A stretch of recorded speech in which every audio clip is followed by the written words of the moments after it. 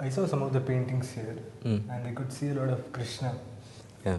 Why this obsession with Krishna? No, it began. I was always interested in mythology since I saw Ravi Verma, and we belong to a very orthodox family, so the kind of upbringing also contributed to it. But another very important thing is why Krishna. See, I did a lot of reading on Indian art. In Indian art, we have like in dance we have Natya Shastra. For painting, we have a book called Chitra Sutra, which is a part of the Vishnu Dharmottara Purana. Okay. So this Chitra Sutra gives you the formula, or actually they have codified all this painting, how it should be done, what should be done, and all that in this Chitra Sutra. Which example is, the ultimate example is the Ajanta art. So that is the culmination of the ideal art, like how it should be and all that. When studying and going through this Chitra Sutra, you find that certain elements has to be avoided when you're hanging pictures in your house, and when hanging pictures in the courts, assemblies, in royal people, industrialists, businessmen. So the concept of hanging, the setting changes, and there is a particular grammar which has to be followed. And the only paintings which are allowed in a common man's setting and which can be hung anywhere is Krishna and Ganesha. Even Rama, if it is not accompanied by Sita, it is not allowed. So these are particular formulas or do's and don'ts, if you may call it. So these things, does not permit you to draw. For example, Mahabharata, no one does Mahabharata work and hangs them in the house. Only thing is exception. There are exceptions also. You have this Bhagavad Gita, which is allowed. So there are certain rules when you go into mythology and the rules of art. So there, Krishna is the only figure which is allowed. Okay. And Krishna, by definition, is bliss. If there is you call him Anandeti Brahmam. In the sense, happiness is Krishna. Krishna doesn't contain happiness. It is something like it's more of a symbol for a symbol for happiness. That is, there is a constant search going within us. That is, at every moment, every soul thinks of happiness or peace, Shanti. Now that is symbolized in the form of Krishna. Okay. This is at a much a different level, if I may call it. Just like I'll give you an example, like you have this liberty, a statue of liberty, and you have Lakshmi, which you say prosperity, not wealth, prosperity. It's not money, it's prosperity. So then why Lakshmi is married to Vishnu? Because he means happiness. When prosperity will always belong, is there, it will always, the happiness will always be there. So that is the idea. So these are actually symbols which we'll have to decipher. You go, and all these mythological stories and all that, we should not confuse ourselves whether they happened or did not happen.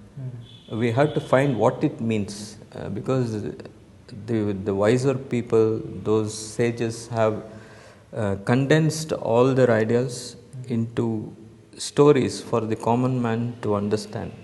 Okay. And they have given symbols for everything, means something. Only thing is we have to go deep into it and decipher what it means. And not be stuck. And another thing is, our mythology has nothing to do with religion. See, we have to make a distinction between uh, religion and spirituality, they're two different things. We aim for spirituality, a peace within ourselves. But that should not be confused with religion. Krishna has got nothing to do with religion. It applies, for example, the Bhagavad Gita can be applied to any context anywhere in the world. And our system treats the world as one. It calls the Vasudhaiva Kutumbakam. It does not make a distinction. For example, you can see in the Bhagavata and all, there are various ethnic differences.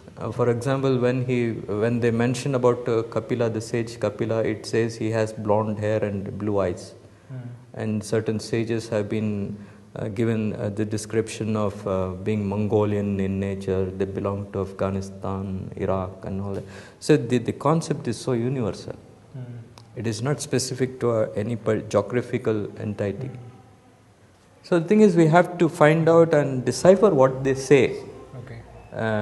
So that is what has led me into this Krishna, and Krishna has led me into understanding the world as it is, and and each time you know more, the concept of Krishna, it grows with you.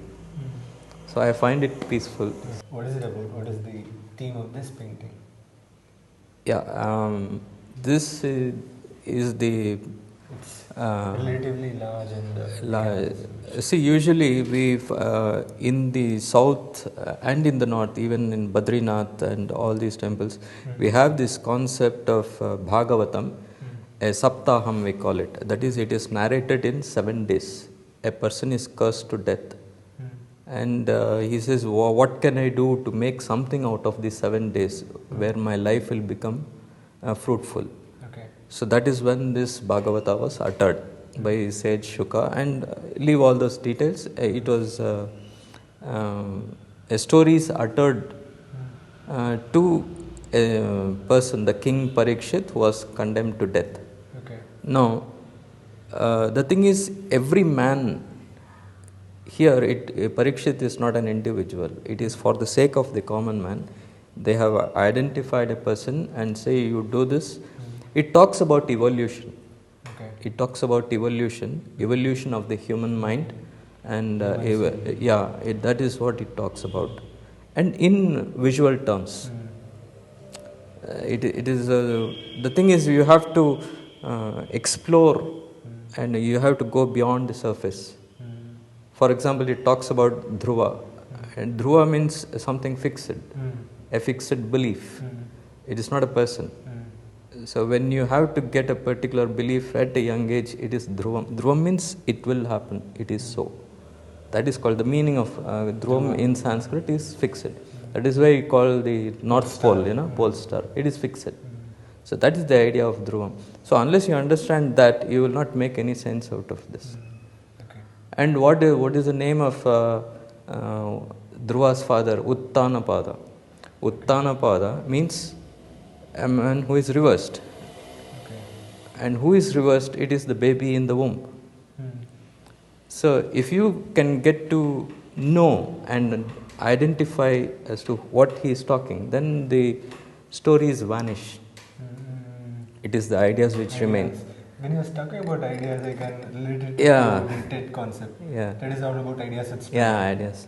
And these are all ideas that are worth spreading. And have you seen TED videos? I did see TED. It's a fantastic concept. I like the 20-minute aspect, just like Twitter. Minutes, Twitter is restricted to 140 characters. I think this limitation and we also struggle to tell a lot within the single frame. So as they also say, brevity is the soul of wit. So we try to keep it very. And it's a constraint that increases your creativity. Yes, exactly. There is more pressure on you, the more creative you become. In this context, I'll also say, where there is a lot of pressure in political pressure or that kind of systemic pressure, the ideas are more. For example, the best ideas come out in Iran, Pakistan, China. Oh, is it? you have the most brilliant cartoonists from those countries. Okay. I find that they are brilliant, particularly Iran and China. You have wonderful, absolutely brilliant. You have women cartoonists in Iran, which you find in India very rarity. Nobody there, you can't find women cartoonists, but in Iran you have women cartoonists. They have really Can you wonderful. give some of the names of those cartoons? They are entirely blocked in a particular website called Percy Toons. All the Iranian toons are clubbed into a particular site. Percy Toons. There is this graphic novel, right, by a Iranian cartoonist. I forgot the name of the cartoon. It was made into a movie also. So these graphic novels are also there. Yeah, graphic novels. It's a very famous. That's why even in Iranian movies they are wonderful. Persepolis, yes. Persepolis. So we have Persepolis is also from Iran, right? From the land of Iran. They do wonderful. For example, that small kid, there was a film called White Balloon. It's a brilliant movie. Okay. They do wonderful movies.